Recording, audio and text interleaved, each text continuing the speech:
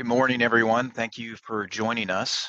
I'm Ryan Wade. I'm the Director of Software Solutions with Lutz Technology.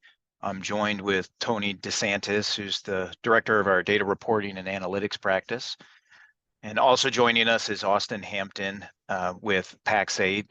Austin is a solutions consultant, and we're glad to have Austin here. Fortunate to have him here. He's had early access to Copilot, and we're excited that he's going to be able to give us a live demonstration here a little bit later on in the presentation. In terms of a couple housekeeping items, after this presentation, we'll be sending all the attendees a follow-up email that will include a copy of the presentation and a link to the video itself. In addition, please feel free to use the chat feature to ask any questions. We'll be watching that as we go, and we'll try to address that at that time or towards the end of the presentation. For those that we're not able to get to, we'll certainly follow up with you directly as well. In addition, you answered a couple of polling questions as you came online here. For those that are looking for CPE, there'll be a couple of polling questions at the end of the presentation. And then in the chat, Reagan will put her email address that if you need a certificate, you can reach out to her directly to get that. The agenda today is to provide you a brief overview of AI considerations as it relates to small, medium-sized businesses, and then an overview of Microsoft Copilot, what it is, and ultimately how to prepare for its launch for businesses as well. As Tony had mentioned, we started with the polling questions. It's our opportunity to better understand kind of where you are in terms of your business of understanding AI, and ultimately, what you're hoping to learn here from our presentation on Copilot. In reviewing the registrants for this webinar, we roughly had 250 attendees representing about 175 businesses. And that's really kind of illustrating the broad interest, of this product launch. In addition, really seeing a broad interest across size of company, industries, different roles that registered as well. So we were glad to see that and excited to share more information with you. Many of you are starting from different places in terms of your understanding. So we hope to leave you a little bit more informed than when you joined us today, and also provide some practical steps that can help you, as we had mentioned, get better prepared. And as Ryan talked about, we have quite a mix of participants and backgrounds and experience. For the most part, it looks like folks have at least been aware of what's going on, even if it's the flurry of information and products and news stories that have been out there around artificial intelligence. Certainly has garnered a whole new set of attentions here in the last year, little over a year now since ChatGPT came out. It's Google competitors with Bard. You've got Gemini out there, Bing Chat. So a lot of different products coming to market. But at the end of the day, couple of key pieces of technology and approaches and methodologies that are the foundation for what we're looking at. I'm not sure how many of us had heard large language model before ChatGPT came out, but it has been around. Its focus really has been around the generation of text. Think of it, in its simplest terms as a word prediction engine. And having been trained on the internet, looking at the patterns that words come out and how they're crafted, that model essentially is trying to predict the next best word for the context that it is presenting. It is a subset of both generative AI and natural language processing. generative AI speaks more broadly to the use of AI, artificial intelligence, in the generation of content, not just text-based, images, videos. If you've played with ChatGPT, Dolly's out there, those image generation engines are all part of the generative AI landscape. Certainly tried to create a generative video of me doing the presentation, realized that my video presence isn't robust enough to be able to do that. But the technology and the tools are out there in order to achieve that. And then natural language processing, again, has been around for a while. Techniques and methodologies about taking human and computer interaction and making it more seamless. How does the computer understand human language? Things like sentiment analysis, early summarizations of large document repositories, looking at in legal environments, the responsiveness to discovery requests and analyzing documents, making assessments of what they are, the tone, the context, is part of natural language processing. And what large language models do are take components of both generative AI, natural language processing, bring them together. And now we've got products layered on top of that to make the interaction even more seamless. But all of these products, the jargon, the information that's out there has led to a little bit of confusion and where do we start and how do we make sense of this from a small business perspective?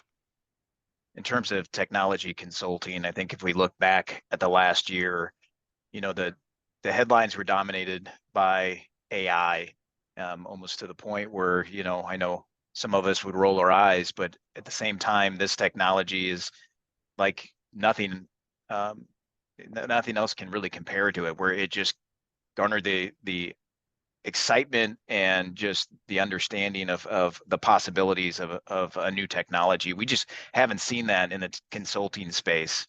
And I think it's really that natural language processing, which, was the moment where it went to the next level, because now you're interacting with your data, like it was a person.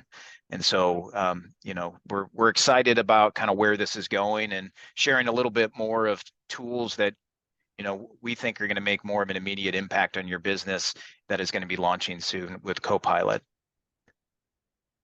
As we were preparing for this webinar, we recognized there's kind of two different audiences, if you will, in kind of evaluating AI and AI tools and how it can impact our businesses. On one hand, we have the business, our business leaders who are, trying to better understand AI, trying to better understand what it can do. Asking, when is this product going to be integrated into what we're using every day? Is this something we need to learn how to build our own stuff? And just general, understanding, and imagination of all the things that it can do. And then on the other side, we have our IT leaders who are quite honestly kind of holding on because this is moving so fast. In charge of implementing different software within our organizations, and that could be internal IT leaders or partners like, here at Lutz Technology, and ultimately asking the same question: should we build or should we wait? Not only are we responsible for implementing these technologies in our businesses, we also need to make sure to protect our business and manage risk as well. And this excitement has been happening for about a year now, and there's been a lot of webinars and things like what you're participating in today, but really, trying to better understand and have some practical things that we can start moving forward with. And I think we're finally to that point, I think, with Microsoft Copilot, that we're going to start seeing some of that momentum that we've been anxious to get to. I'd say one of the fringe benefits that we've experienced, certainly as we've gone through this, has been the interest and the ask and the awareness of the landscape. And even we've gotten questions internally: can ChatGPT do this? And a lot of times the response has been no, but we've been able to do it through other technology means for a while. And so it's opened up the business and maybe those that aren't in the technology space to understand that there are other possibilities, or there's got to be a better way is now much more accessible and opening up those opportunities. And so as we have this discussion between kind of business leaders and IT, I think for the kind of helping our IT leaders out there, we want to kind of visualize, the extent of the different services and products that have popped up. Some have been around for a while, but many new technologies and services that we're evaluating. And so, as we're talking about what can AI do for our business, have to understand there's a lot to take in when we talk about maximizing on an opportunity, but then also managing risk. So with that, how do we kind of cut through that noise and focus in on things that we feel like we can, practically get into the hands of our users day to day. And that's why we're so excited about Microsoft's entrance with the Copilot tools, because it's integrated into the software that most businesses are using every day.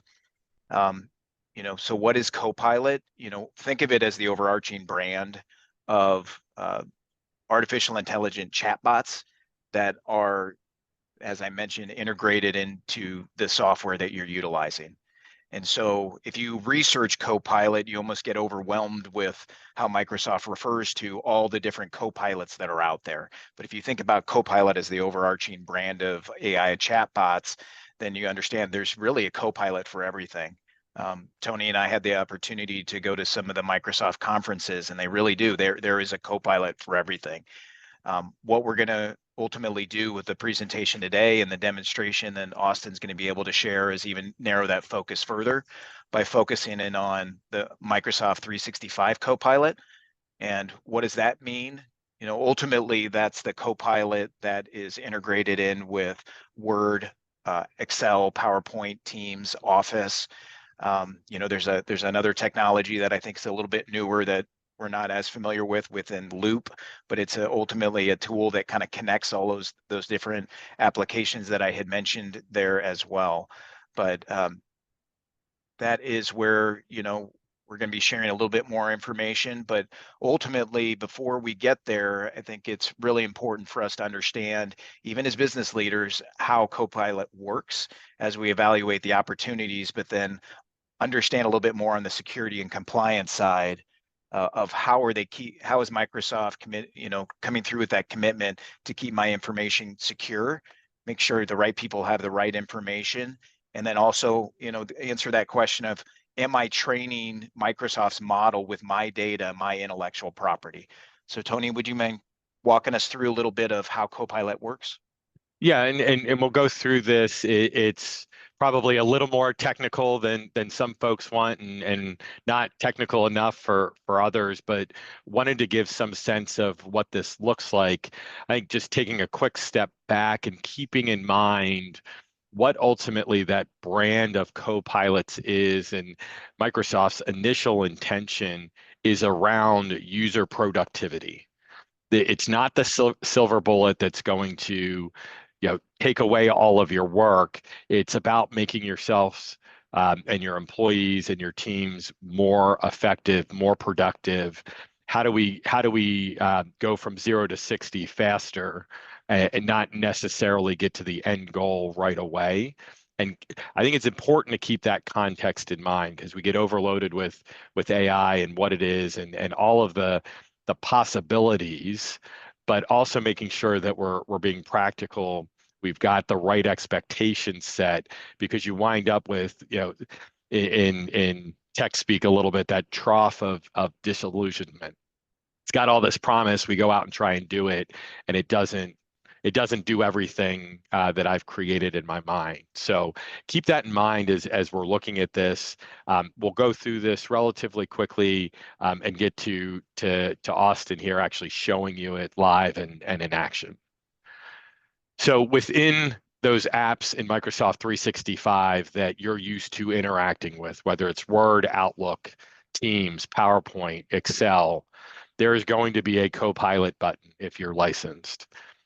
From those applications, you're able to send a request, a prompt. what do you want to do? Whether it's create something or summarize or help you figure out how to format or create a formula in Excel. You're making a request through that Copilot of an action and steps that you want to be able to take. That Copilot then is organizing that request, interpreting it, and then putting it out, looking at Microsoft Graph. Think of this as all of the data related to those applications you're using within the Microsoft environment. So your emails, your chats, your calendar, the list of contacts, the SharePoint, all of the data, the files that you have out in SharePoint is the repository that Copilot is looking at to start to make sense of what's happening. And so that pre-processing engine is looking to say, okay, what is the context of the request? Are there time frames? Are there certain individuals involved? Who's requesting this? If I'm looking at Teams, who was involved in the meeting, so that we can start to assess what data it needs to look at, where do we go? And now we're sending off that information in a prompt that the large language model is going to understand. So Copilot has received the request, it's translated it, it's added some context to it, and now it's leveraging that large language model to say, how do I start to get answers and create a response? After it's done that process, it's going to send it back through Copilot that's going to use Graph, the context that it originally assessed, to understand, okay, have I answered the question? Does it make sense? Do I have the right people? Do I need to change tone given what the request was or who's requesting it? And now ultimately I can send it back to the application either in the form of a direct response or commands that it needs to do. And so Copilot is you'll hear an orchestrator or that conductor that is taking input, it's assessing it, it's also looking at security. Do you have permissions to access the information that would be part of the response, and making sure that that gets controlled? And we'll talk about that a little later, but it understands me as a user making that request through Copilot. What do I do and don't have access to within the organization so that information isn't coming through? We'll also show a little bit later how Copilot deals with the hallucinations, right? It makes stuff up. How does Copilot address that and make sure that we're doing it? And it's also making sure that we're not using it irresponsibly.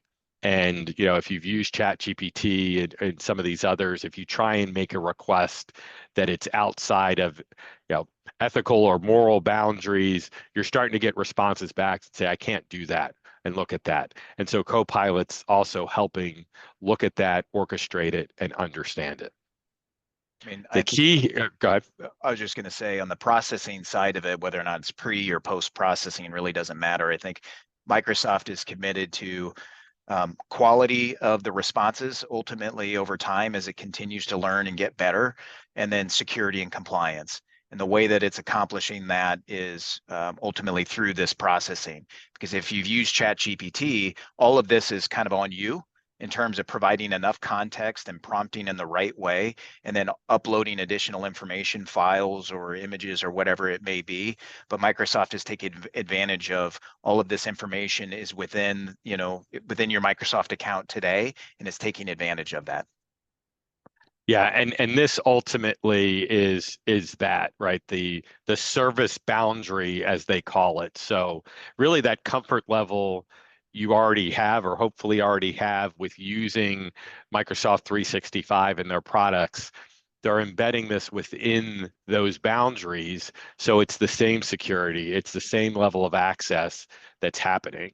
And so that process that we just walked through, most of you can probably see why we didn't start here with it, right? But this kind of summarizes what's happening, and the model and Copilot working together to get that information to the end user based on what they have access to, based on the prompt that they initiated with, and what they've built in on the tools. And we want to Before, go ahead. I was going to say, I know a question popped up as we've been talking through about Copilot in Power BI, and while this is focused on that Microsoft 365 suite, which is that kind of Office set, Copilot is in the Power Platform. Um, Again, depending on your licensing. So right now, it's only available if you've got a premium P1 or higher licensing on that front, but it is being embedded in virtually all Microsoft products. So we had seen from that slide earlier, within GitHub, within Dynamics, the Power Platform, within Bing, it is showing up in all those places. And in addition, I know we're focused in here on Microsoft 365, but then even adding on to the other copilots that Tony was mentioning, Microsoft also understands that, in order to be truly successful, we need to be able to extend that functionality of those copilots, those virtual assistants that are helping us with our data beyond what we have within just the Microsoft apps that we utilize every day. So we want to take this opportunity to make sure that you understand there's broader possibilities with their extended copilots. And the best way to think about that is, the Microsoft Copilot 365 is coming with a base set of skills as a virtual assistant for you. And it's using knowledge from your data and then also data from the internet itself that it can search. But in addition, they have plugins that can be built to extend those skills specifically to what you use to do your business and expand the data sources that are used into other applications that we rely on. Maybe you're using another accounting or ERP system such as NetSuite or Workday, or there's thousands of different pieces of software and data sets out there, but you can expand those through these connectors as well. And they're doing that into kind of two different buckets when we're talking about building these plugins and building these connectors, because they would be customized to your business. That's either through a pro code, through pro code or low code. Pro code would be something that you need a developer or an internal team to be able to build and manage. Low code is through their Microsoft Copilot Studio. And Microsoft Copilot Studio is really meant to be, you still have to be technically minded, I would say, and some technical skills, but you don't have to be a full engineer to be able to configure your own connectors and plugins in order to extend that beyond just the Microsoft 365 Copilot. So with that, now that we've covered a little bit of overarching understanding of kind of AI in small business, and then talked about what Copilot is, wanted to take this opportunity with Austin's help to show you a little bit of what the Copilot can do with a live demonstration. So Austin, with that, you can go ahead and share your screen.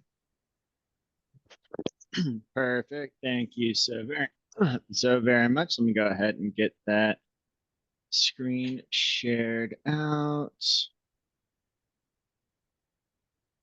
And as Austin's pulling that up, we could spend an hour on every one of these examples and walking things through. The hope here is to at least start to increase that knowledge and understanding of what's there, some of the differences, and also some of the limitations that exist. So we're going to walk through some use cases.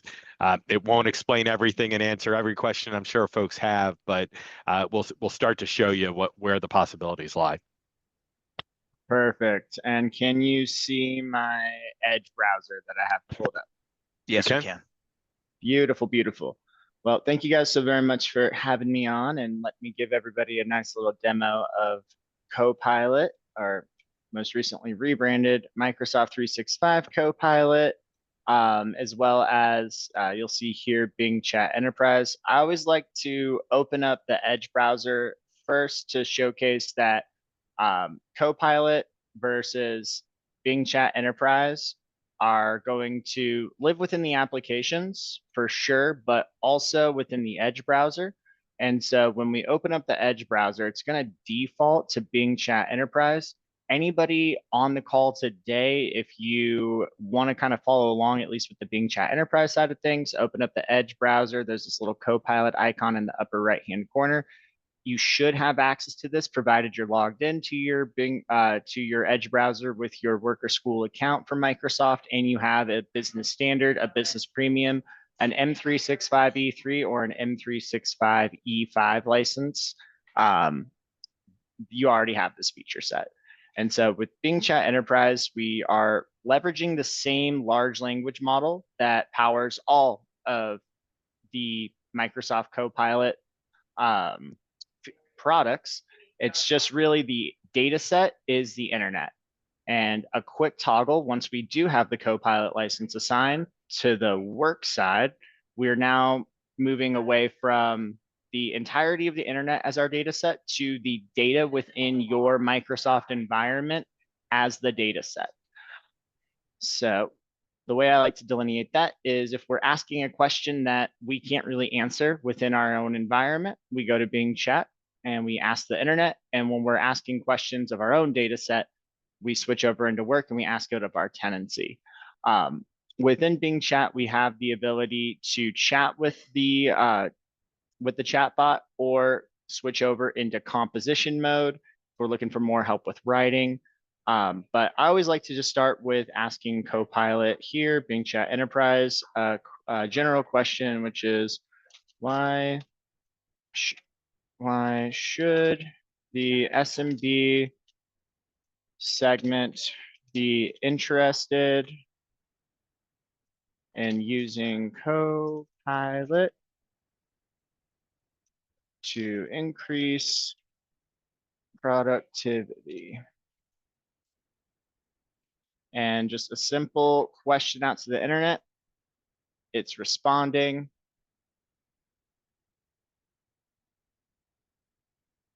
Searching.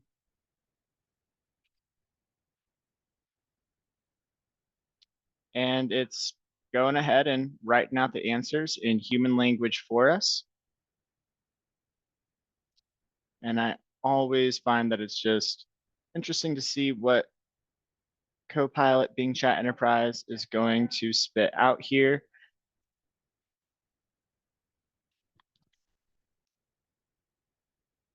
All right. And once we've got that, we can go ahead and copy this little answer here, and we can take it and put it into a Word document. So we started with the internet, we moved into a Word document, and we can ask Copilot to use the information below to create a business plan for an SMB customer to on how to best prepare for Microsoft Copilot. And for those that have been playing with ChatGPT or Bard or others, the kind of the chat and the creativity piece of it is Microsoft's branding and version of that.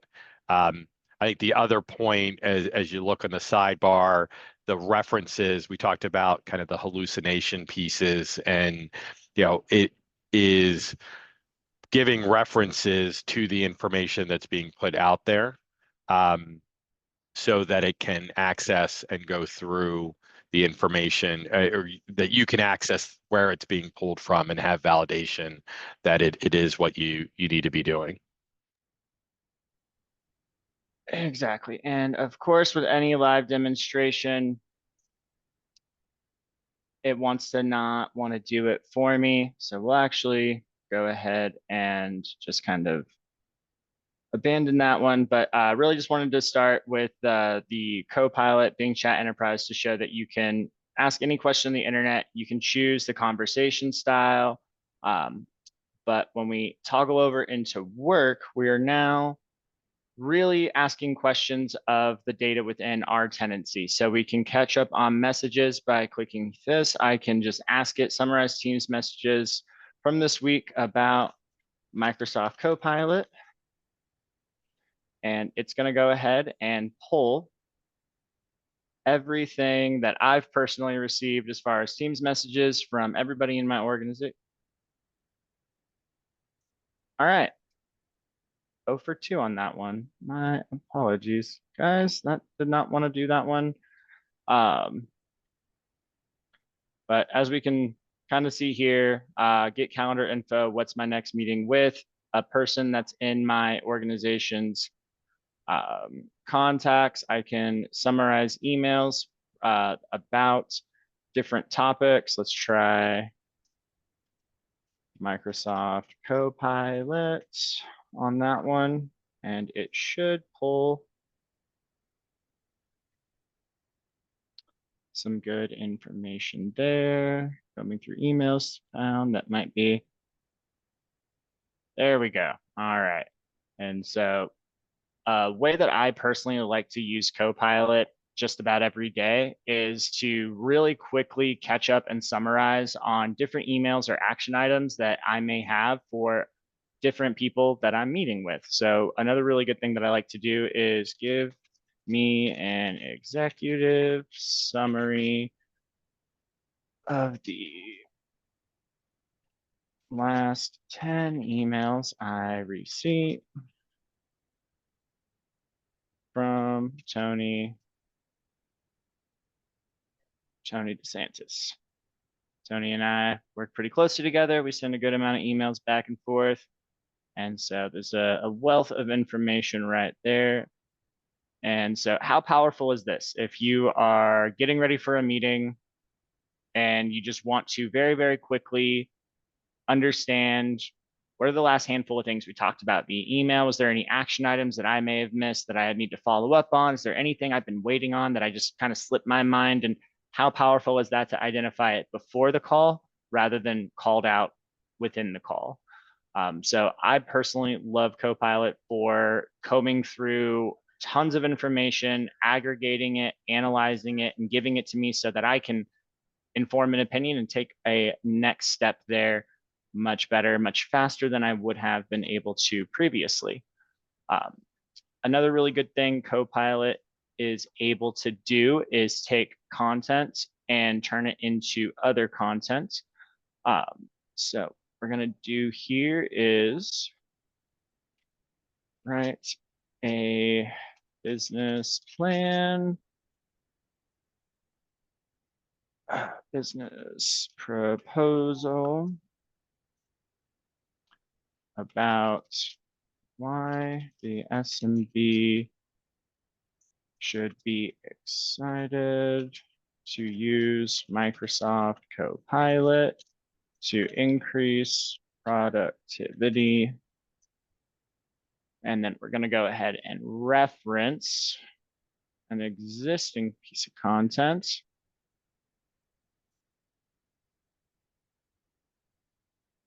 And so we are just looking at my OneDrive here. And now I've got you. So, you know, the connectivity between, and this is where that kind of Microsoft Graph piece comes in. It's layering and looking at, you know, the connectivity between what's in OneNote and ShareFile and you know, Word and Outlook and Teams, all putting that together so that you've got access and can get to those pieces of content. Exactly. But just actually pull up the thing that I was looking for there. So I was able to pull it. So we appreciate Austin giving a live demonstration, and obviously, you know, doing any live demonstration, there's things that you work through. But to this point, I mean, all of this has been marketing videos, very heavily produced and curated marketing videos. But this shows kind of live in action some of the possibilities and some of the gaps and challenges in terms of, you know, kind of what to expect when Microsoft Copilot is released for small businesses and you're able to get your hands on it. And like any brand new tool, there is a bit of a learning curve. I've had Copilot for a little over a month now, and am still in the process of learning the best skill set, best way to go about doing all the different things within it. But what we're able to do is ask it to write a business proposal and then reference an existing slide deck that I'd already made around Copilot and use that as reference material to flesh out this business profile, this business proposal. And so it's going to go ahead and keep on writing that. And while it is, what we're going to do next is showcase how we can have Copilot redraft this. So once it actually finishes drafting up here for the its first draft, we can regenerate it. We can give it some feedback. And once we get that redrafted, we'll then head over into PowerPoint and we will have it take this business proposal that it's currently writing and make that into a full slide deck for us. And as we're waiting for some of that to materialize, a couple of questions coming through.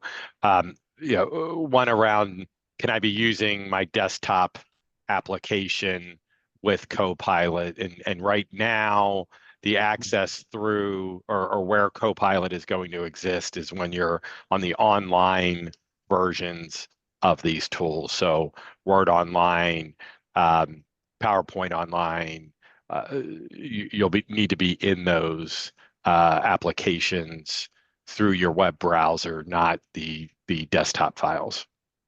Exactly. And so as we can see here, we just generated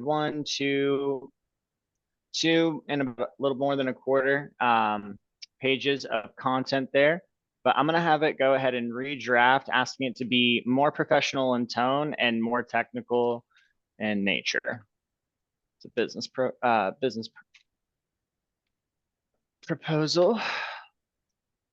And for those who have been using maybe ChatGPT or other tools that are out there, this is your draft. This is like if you asked an assistant to help you based on, maybe a proposal or a slide deck that you already had out there. It's gonna start that process for you, but ultimately you're going to be responsible for what is ultimately delivered to a client or internal team. But I've found in just generating content for emails or other types of things, it saves me that time and kind of breaks through kind of writer's block or other types of things, or takes care of some of those tedious things that you need to do. But ultimately, it's my responsibility. I'm accountable to what is put out there. Mm-hmm. Exactly. And so while it is finishing up, we can also showcase one additional thing that I like using Copilot for. I'm sure everybody on this call has been in the situation where they find themselves sending the same email countless times to different people, maybe slightly different every time we write it. Whereas with Copilot, we can ask it to search for everything that you've ever sent around a given topic and generate a singular template that you can use to send out for future people that are coming in. But we actually got this finished here. So now that we got our business profile here, we're going to go ahead and just copy this link, move over into our PowerPoint presentation, create a presentation. We're going to ask it to create a presentation from file. And we're just going to go ahead and paste the file path in there, hit send, and it is working on that response for us.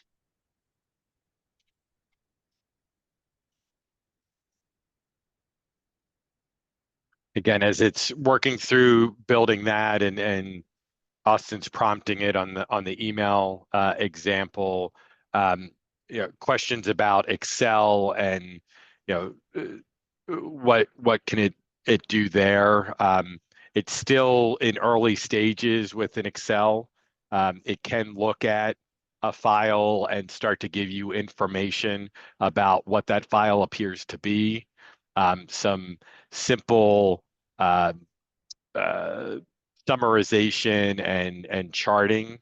How to add formulas or do conditional formatting and add those things in are part of it, but it continues to evolve.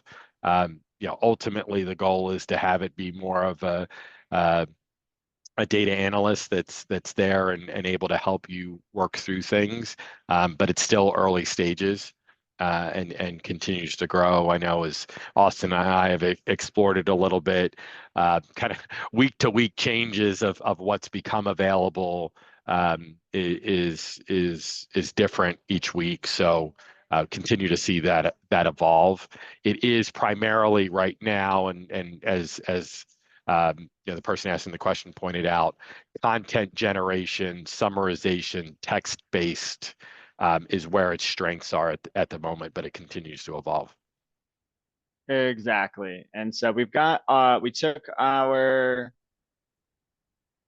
my slide deck, made a business proposal out of it, then took that proposal and made an additional slide deck out of it. And this generated a solid 13 slides for us. And while I'm not here to say that I would use this slide deck as to present right now, other than just showing you what it can do, it's a great first start, right? And this is the power of Copilot, is we are reducing the amount of time it takes to simply find information, aggregate that information, analyze that information, so that we as humans can inform an opinion and then take an action. Those last two steps are still going to be all on you, but those first three of finding, aggregating, and an analysis become much more rapidly done. And then we also get some content generation out of it as well. So we just wanted to showcase that while this is still in its earlier stages, it does get better week to week. And so far, the month that I've had it, it's gotten better as far as the PowerPoint. But I'm just a little bit of a tech geek on this and just think it's pretty cool that from this right here and this, we were able to get 13 slides. But also just wanted to showcase, I put in a prompt put in the prompt, find every email I have ever sent about Microsoft Copilot, when it will be available, and what customers can do to start using Copilot and get ready for it. Get ready today. Use those emails to generate an email template written in my voice I can send out to other partners, other people. And this is what it came up with. This email finds you well. I wanted to share some updates with you about Microsoft Copilot. As you may know, Copilot is an AI power. I don't have to read the whole thing to you. It's a little bit long at just being able to do this quickly. This is actually something I used Copilot for back in November when Microsoft had announced a little misleadingly that it was going to be generally available November 11th. When it was actually only available to enterprise customers via enterprise agreements. I knew that I was going to get slammed with emails all day. People asking, hey, I saw this link, I saw this article, how do I get it? Why can't I get it through you yet?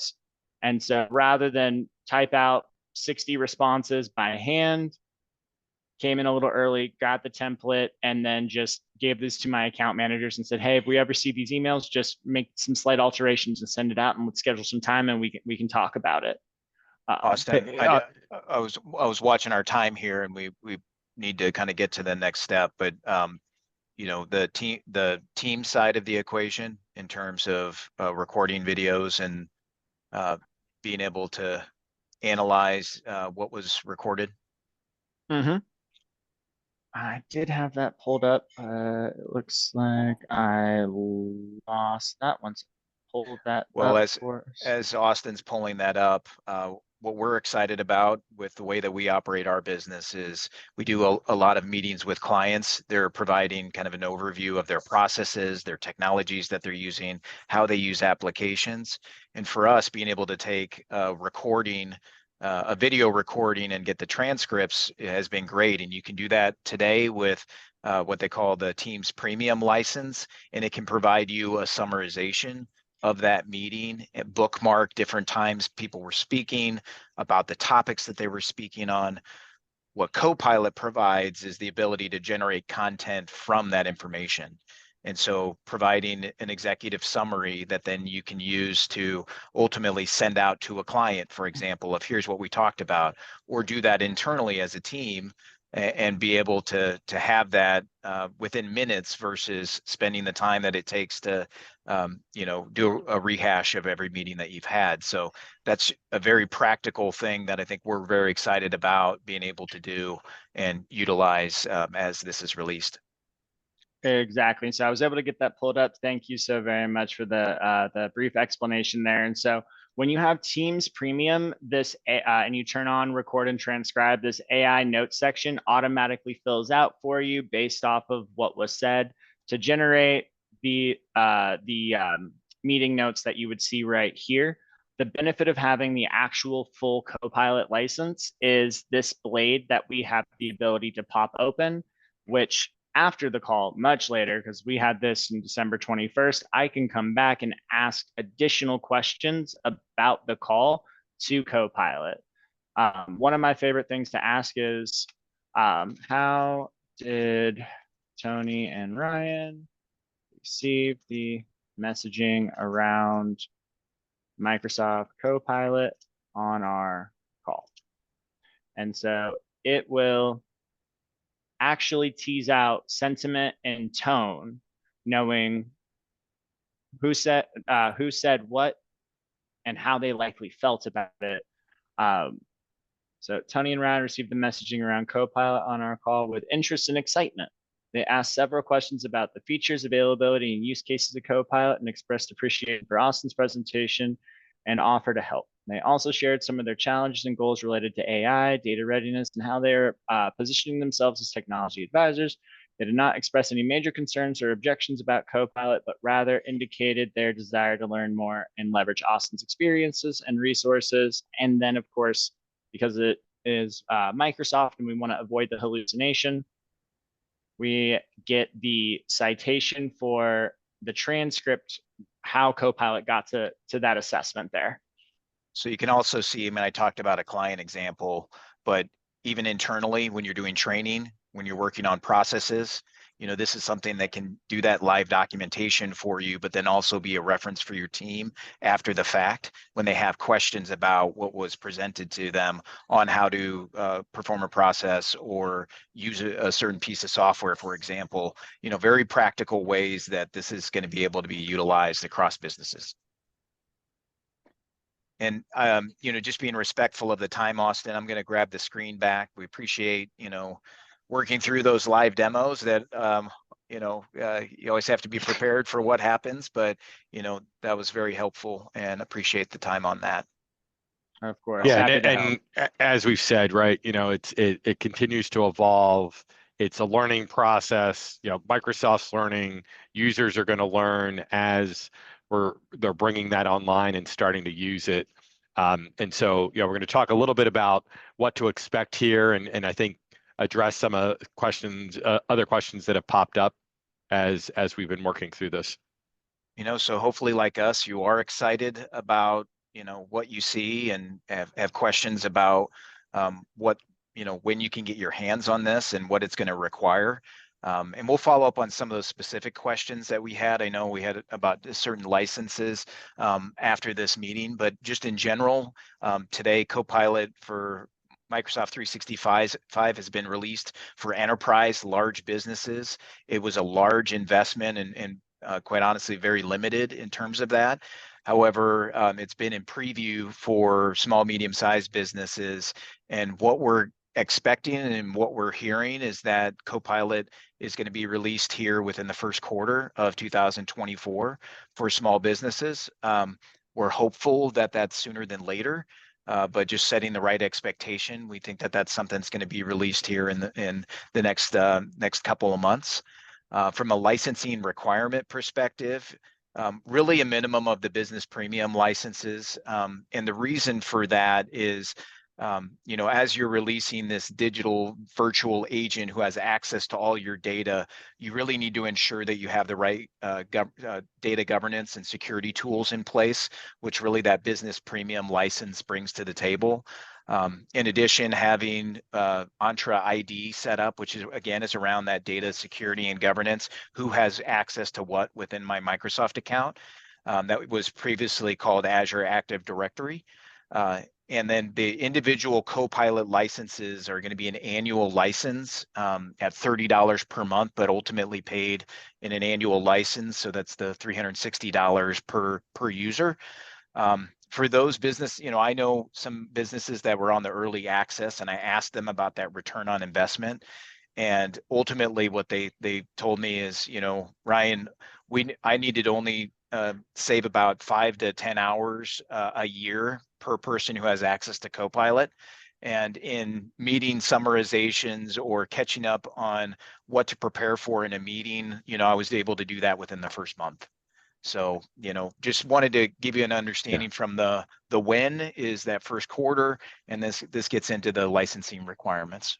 Yeah, we're also hearing that in the next release, the minimums are going to go away, that there's the opportunity for one individual license to be purchased still on that annual, but that 300 that everybody's heard about will not be a restriction as far as we understand going forward. And yeah, just wanted to quickly add the on the return on investment there when it comes to Copilot. The most expensive user to cover is ultimately going to be the entry level workers that are making probably between $15, $20 an hour. They're doing a lot of tedious tasks that require finding information, aggregating it, analyzing it, using that to inform an opinion, and then take an action. For that $15 an hour user, Copilot, in order to break even, we need to save them 6 minutes a day. That's it. We break even on our investment with 6 minutes a day. I promise you that person receives a lot of emails. Just on the email function alone and just being able to catch up on thread, that 6 minutes will be instantaneously realized, and you're going to be looking at a positive return on investment for not just time saved, but time saved that is reallocated into more productive and more impactful actions that ultimately you as business owners care about. Yeah, and Microsoft spent time and as part of those early access and releases, measuring and asking for feedback and getting results. They've got a work trend survey out there that talks about 70% indicating increased productivity. Some of it real, some of it perceived, but changing behavior and attitude. And that the folks that have used it and spent time with it, nearly 80% would say I don't want to not use it going forward. So part of the reason for the numbers being as high, the 300 people, was to make sure that it was getting its fair shake. We were seeing a broad spectrum of use cases and looking through it, and also probably why they're thinking you need a sign up for this for the year, because there will be some ramp up, and they don't want you to go, I tried one or two things, it didn't work, it's not worth my time. You do need to commit to it and start to bring it forward and think about how do we roll this out in the organization. And so one thing we've done here at Lutz and other organizations are starting to do is, who are those champions within the organization? So Ryan and I kind of lead both our technology and AI adoption team with a collection of our technologists, but then also lead a group of champions that exist outside of the technology. So within the different departments within Lutz, that we're sharing what we're learning, what's out there, what's coming up, but also talking about how do we Lutz utilize AI, and what are those business use cases that we may look for. So who's responsible within each of the departments to drive this forward and identify potential use cases that we can leverage and look at. We've also gone through the idea of what are those guidelines, what can we do, what shouldn't we do, what tools we are and aren't enabling and using. So spelling those out, and whether it's a policy or guidelines, working with counsel and internal teams to figure that out is important as you go down this process. What you can do here and now is start practicing, right? So as you get those guidelines, how do we as a firm, as an organization, start utilizing them, utilizing the tools? As Austin said, Bing Chat, which is now Copilot, if you've got those right licenses, are available now. So you can start to explore and have use cases and folks within the organization. But again, you need folks that can say, hey, here are areas that we're going to start working on. And that Copilot is the one he was referring to in the Edge browser that's similar to ChatGPT, so that gets people practicing prompting and the boundaries of what those tools can do for you. The additional one taking over, well, Tony had a little cough there. Teams Premium is the one that will, you can utilize that today and even do a 30-day trial. So when you're in Teams in a meeting, it will ask you if you want to, try for 30 days the Teams Premium. That is where it's going to summarize, as if you're recording and have transcription on for a Teams meeting, it will actually take the transcription, summarize it, try to even provide you a little bit of follow-up tasks and things of that nature. It's not until you have Copilot that it will actually generate content from that information, but it's a great way to practice with the existing tools that you have. Yeah. From a business and just practical standpoint to set your business up for success. We're talking a lot about technologies right now, but ultimately you need to start with what you're trying to accomplish, what your goals are, what problems you're trying to solve. We can't emphasize that enough. And as Tony was mentioning earlier, the conversation about AI and Copilot and other things from a tech group perspective, we're seeing it's opened up conversation about, is it possible to automate this? That's a great example where the tools that we bring to the table aren't even AI in nature, but they've been tools that we've had forever, and so I think start with your business goal in mind. For example, maybe in our pre-sales process, it's way too inefficient. We need to cut down the time of sales engineering by 40% in order for us to be able to scale, to grow double the size with the same amount of team members. Well, that is a clear business problem that then, the technology team and the people that you work with can wrap their heads around. Okay, well, let's map out that process, figure out where the bottlenecks are, and then bring in the right tools, including things like Copilot to help us in that, to cut down on that time. The other is start with an inventory of the systems, the data, the processes that you have. Start thinking about who has access to data. The Lutz Tech team is here to help, our clients in terms of that process. But I would say don't overthink it. Just get something down in a format that you can understand, to understand where your data is and how your processes work. And that's going to put you in a better position to roll out things like Copilot and some of the other tools. Yeah, and finally, kind of preparing the data and being ready. Maybe a little bit, self-serving and jaded, but I've seen the evolution of data visualization tools, and just plug it in and it'll work. We've gotten a long way to that being more and more likely, but the reality is you still have to understand the data components and what you're dealing with. And so, where is it, right? We talked about within that Microsoft environment graph, is it in that tenant, right? Your world of data. Some questions about, well, if it lives outside in an ERP, understanding where that is and knowing that, okay, that's going to be a Copilot Studio or Pro Code connection, but we can get that in, and when it makes sense to do that is important. The other piece is understanding, do we trust our data, right? It's never going to be perfect, so I'm not here to say you have to get it 100% right, but understanding that it's going to start going out and using that information to create responses. So do we use SharePoint or OneDrive as a dumping ground for all our drafts that have ever been created? And do we need to go clean that up? What is that single source of truth that we'll be able to use and leverage and go for there? So Also, how are they organized? Do we have the right security and permissions? And you can get more and more advanced in how you deal with the data pieces, but making sure that you've got it organized, you understand where it is, what security and access is relevant. And then as you're talking about data that's outside of the tenant, what is that connectivity? Do we have identifiers that link a transaction in the ERP to things that are in my emails or Teams or elsewhere? And then ultimately permissions at the end of the day.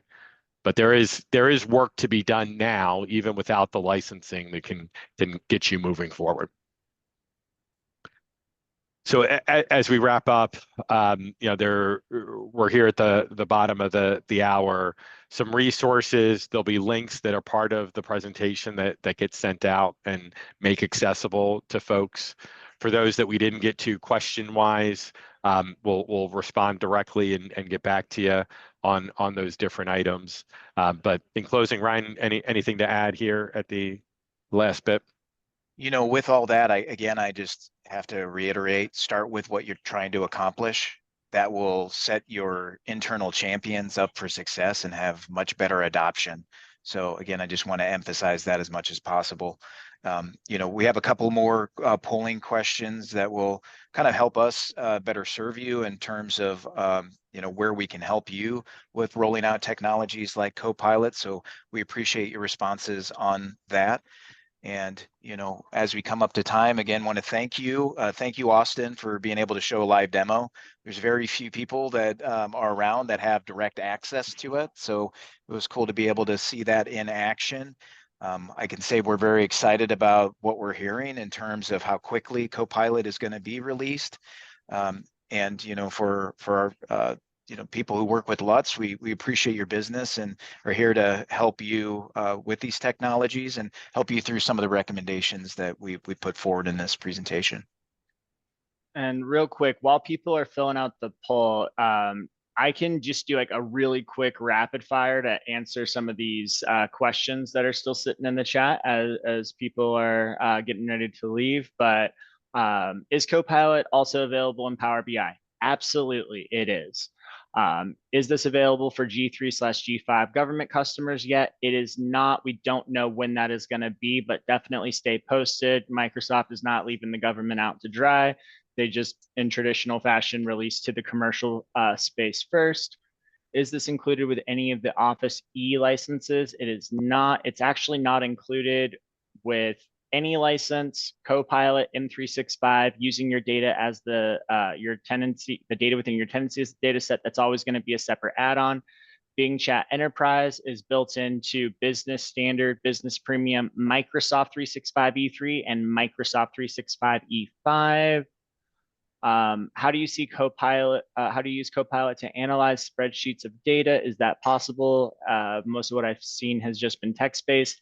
That side of things is still in preview. The data must be in table format. It's possible. It's just not incredibly impressive yet. So a little bit more to be posted on that.